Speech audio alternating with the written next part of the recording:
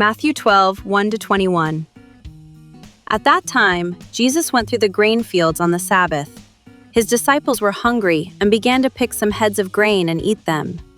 When the Pharisees saw this, they said to him, "Look, your disciples are doing what is unlawful on the Sabbath."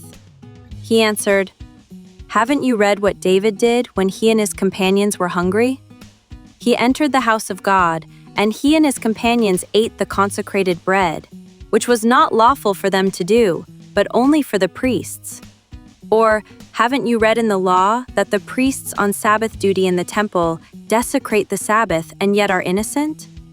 I tell you that something greater than the temple is here.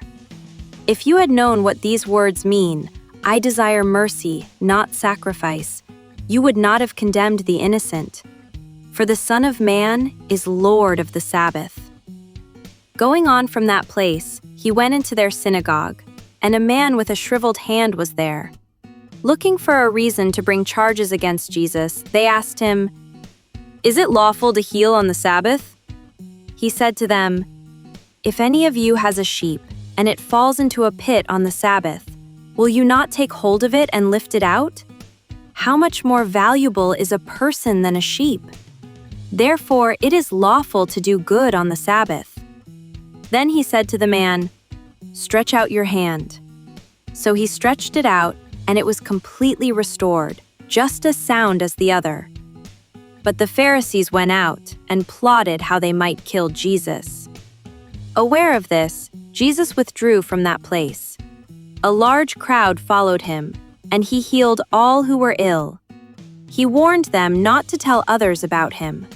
This was to fulfill what was spoken through the prophet Isaiah. "Here is my servant whom I have chosen, the one I love, in whom I delight. I will put my spirit on him, and he will proclaim justice to the nations. He will not quarrel or cry out. No one will hear his voice in the streets. A bruised reed he will not break, and a smoldering wick he will not snuff out, till he has brought justice through to victory. In his name the nations will put their hope."